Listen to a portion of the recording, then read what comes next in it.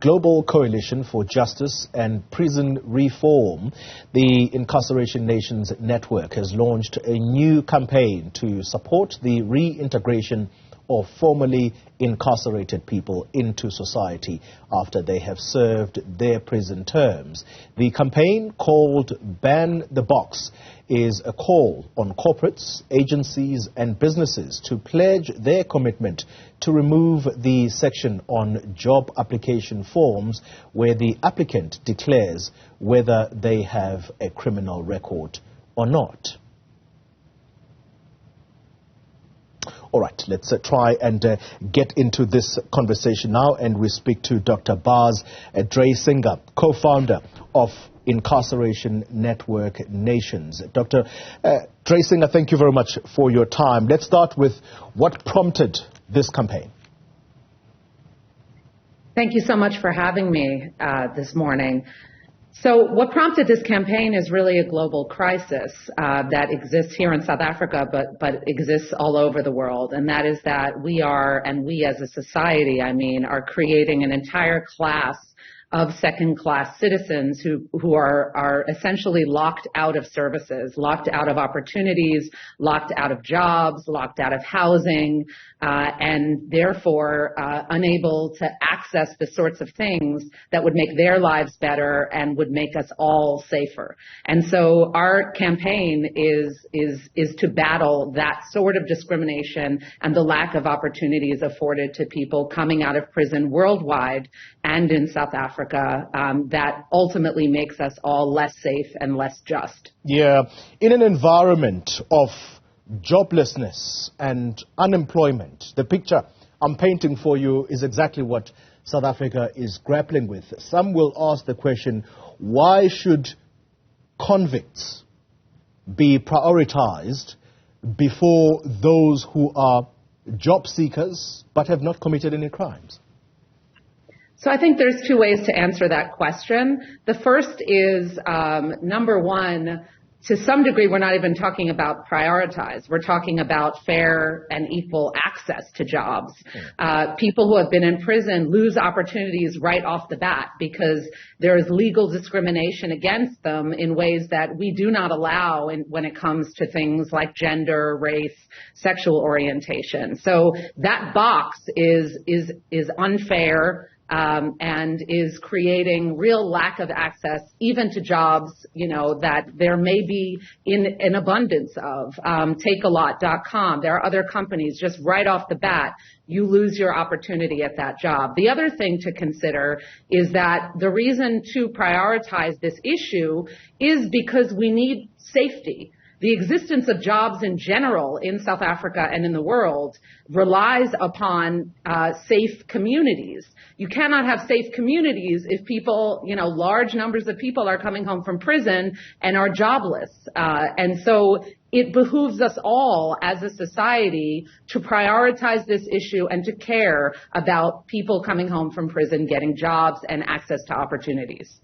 The ultimate goal of this campaign, Dr. Dreisinger, yes, indeed, it is to not only rehabilitate the person that's come out of prison, but also ensure that they have some form of income in order for them to be reintegrated into society. How easy or difficult do you think that has been, looking at the global picture, not just South Africa? It's very, very difficult. I should say that the issue is less about rehabilitating people than it is about rehabilitating societies and the structural inequalities and the stigma of societies when it comes to people coming home from prison. It is enormously challenging. There is individual stigma. There is, as I said, legal discrimination, and all kinds of barriers. That said, I think we're starting to see, certainly in the U.S. and some other parts of the world, world. We're starting to see coalition building around this issue where we're seeing corporates step up to the plate, corporates like whether it's Uber, whether it's Google, and saying, we know why this matters and we support criminal justice reform and we support shift in hiring practices. There are starting to be fair chance hiring coalitions where corporates sign a pledge to not discriminate. At our event here in Cape Town the other day, we actually asked if there were people in the audience who represented corporate entities or human resources who would make this pledge. And so while the challenge is very, very steep, there is also movement, and we are here to keep that movement and that momentum going globally. In South Africa, because this is the environment I understand better, there is at the moment apprehension towards people who are coming out of prison because not only are they mistrusted because of what they have done to put them in jail in the first place, but there is also the problem of reoffending. We have seen a number of those being involved in yet more crimes, and perhaps these become even worse, where people get killed by a person who previously was in prison. And so the whole effort to rehabilitate these people, much less to get them into employment, it has become a major challenge. So let's confront that in that kind of environment. Absolutely. I should say that we work in lots of environments like that. That includes South Africa, that includes Brazil, that includes New York City, where there is legitimate concern about crime, and there is also a lot of media coverage of crime and a lot of people living fearfully as a result of that. And so I understand that. I think the key is to recognize that, yes, people are going right back into prison when they come out of it. It is a cycle. And what that means is that the system is not working. If by working we mean actually keeping us safe and actually offering corrections.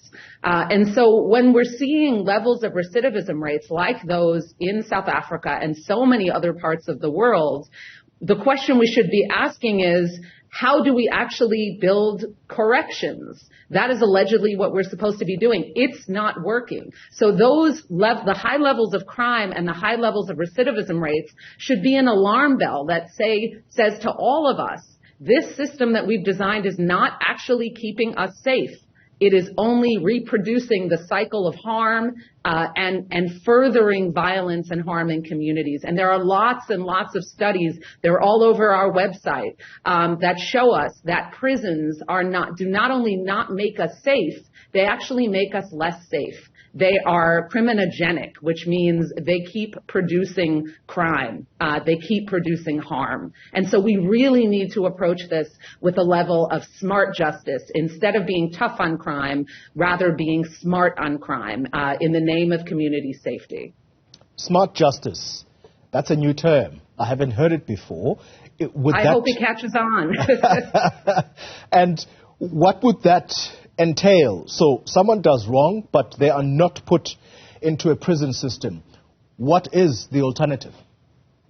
Well, there are many alternatives, and I think, we don't have time to get into all of them, but we as a network have partners that are doing powerful work in communities, building restorative justice programs, community justice programs, looking at petty offenses all over the world that are clogging up justice systems and filling prisons to overcrowded degrees, access to jobs, housing, and opportunities for people inside and when they are coming home, right, per this ban the box issue. These are all the approaches we need to take, and that's what represents smart justice. So our partners, whether partners in South Africa, partners in Brazil, partners in the United States, are all pursuing these avenues. Education is another one.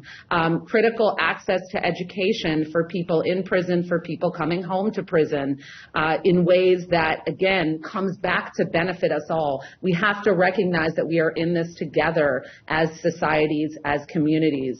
And if we truly truly want the safe communities that we speak of and that our businesses depend on, then you have to care about this community.